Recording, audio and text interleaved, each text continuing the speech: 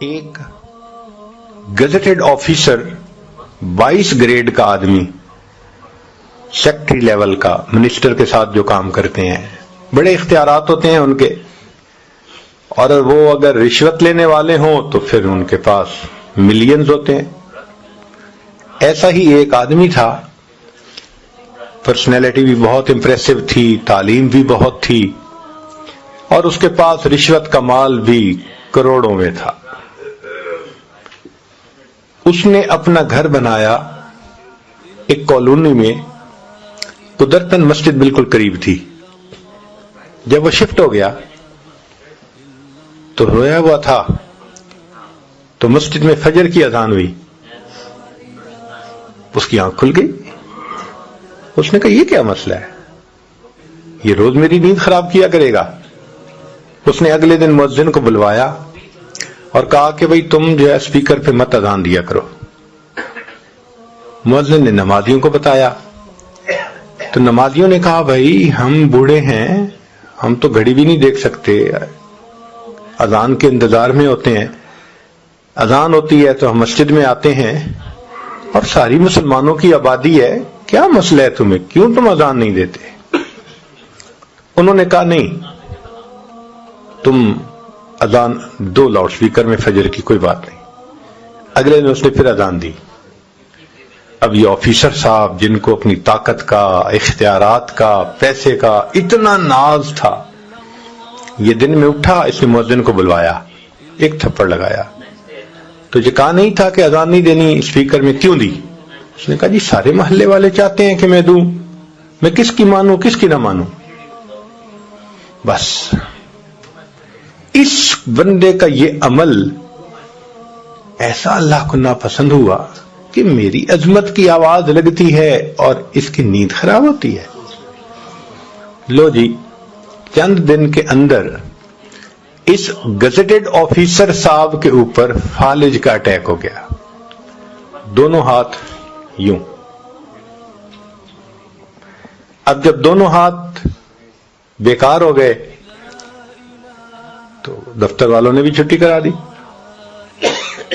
کہ جی آپ سک لیو پہ جائیں، اگر ٹھیک ہو گئے تو آئیں، ورنہ پھر ختم۔ 1 سال علاج کرتا رہا، کوئی فائدہ نہ ہوا۔ تو دفتر والوں نے کہا کہ بھئی آپ اپنی ریٹائرمنٹ لے لیں بینیفٹس کے ساتھ، پیسے تو مل گئے بہت سارے، مگر دولت تو چلی، نوکری تو چلی گئی۔ اب جب گھر آ گیا تو اللہ کی شان کے فالج کا پھر اٹیک ہوا، اور دونوں پاؤں بھی اسی طرح معذور ہو گئے، پاؤں سے بھی معذور، ہاتھوں سے بھی معذور۔ سارا دن گھر میں ہے، طبیعت تو بڑی افسرانہ تھی، اب کبھی بیوی کو ڈانٹتا ہے، کبھی بچے کو، یہ نہیں کر رہے وہ نہیں کر رہے، تو گھر والے بھی خدمت کر کر کے پریشان۔ ایک دن بیوی کو جو ڈانٹا، اس نے کہا دیکھیں میں تمہاری خدمت کر کر کے صحت خراب کر چکی ہوں، مگر تمہاری زبان سے کبھی شکریہ کا لفظ تو نہیں نکلا، ذرا سی بات پہ تم بیجا گالیاں نکالتے ہو۔ اب اگر تم نے مجھے گالیاں نکالی نا تو میں امی ابو کے گھر چلی جاؤں گی۔ اس نے اور گالیاں نکالی، وہ بچوں کو لے کے گھر چلی گئی اکیلا۔ اس نے اپنے بھائی کو پیغام بھیجا کہ بھئی بیوی تو مجھے چھوڑ کے چلی گئی، تو تم جو ہے میرے کیئر ٹیکنگ کرو۔ تو بھائی نے اسے اپنے گھر بلوا لیا، بھائی کی بیوی بچے وہ سب اس کی خدمت کرتے، مگر طبیعت تو بگڑی ہوئی تھی نا، شاہانہ طبیعت تھی، افسرانہ طبیعت تھی، غصہ کرنا، ڈانٹنا، گالی نکالنا وہ تو معمول تھا۔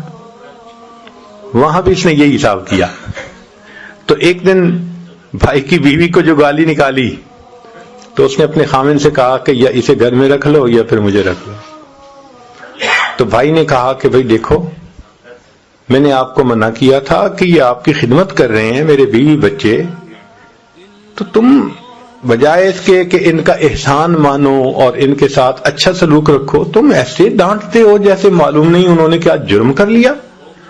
اس نے بھائی کو بھی ڈانٹنا شروع کر دیا، تم زن مرید بن گئے ہو، تم فلاں ہو گئے ہو۔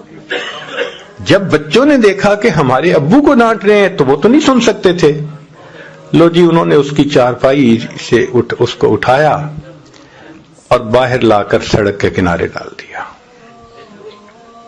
کہ تو جان اور تیرا کام جانے. اب ہاتھ بھی کام نہیں کرتے، پاؤں بھی کام نہیں کرتے، اس کے پاؤں دونوں سینے کے ساتھ لگے ہوئے ہیں، ہاتھ بھی سینے کے ساتھ لگے ہوئے ہیں، زندہ لاش ہے ایک طرح سے.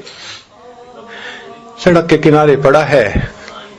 رات تو گزر گئی، صبح ہوئی تو بھوک بھی بہت لگی ہوئی ہے. اب سوچ رہا ہے کہ میں کیا کروں، کوئی ہے بھی نہیں. جب بہت بھوک لگی، اللہ کی شان کہ جو 7 لوگ گزر رہے تھے نا پیدل، ان سے اس نے بھیک مانگنی شروع کر دی. اللہ کے نام پہ مجھے کچھ دے دو، اللہ کے نام پہ مجھے کچھ کھلا دو. جس اللہ کا نام سن کے یہ کہتا تھا میری نیند خراب ہوئی، آج اسی اللہ کے نام کی بھیک مانگ رہا ہے، سڑک پہ پڑا ہوا. ایک نوجوان گزرا، اس نے اس کو 10 روپے دیے.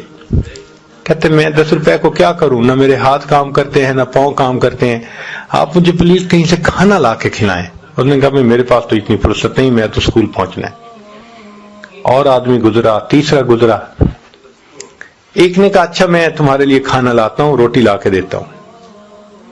وہ گیا اور قریب والے ہوٹل سے روٹی اس نے خریدی اور روٹی خرید کر اس کو دی.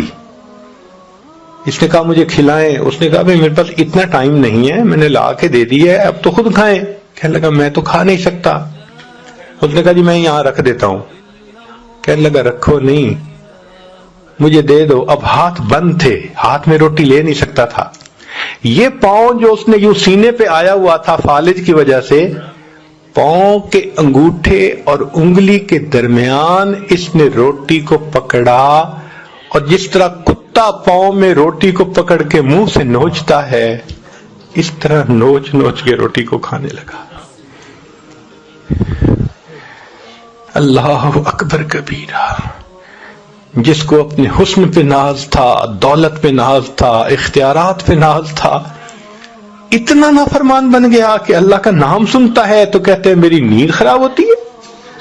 آج سڑک پہ پڑا ہوا ہے، پوچھنے والا کوئی ہے نہیں، نہ گھر ہے نہ در ہے، اللہ کے نام کی بھیک مانگتا ہے، اور اگر کوئی روٹی دیتا ہے تو پاؤں سے پکڑ کے منہ سے روٹی کو نوچ نوچ کے کھا رہا ہے. اللہ تعالیٰ جب بندے سے ناراض ہوتے ہیں پھر تگنی کا ناچ نچا دیتے ہیں.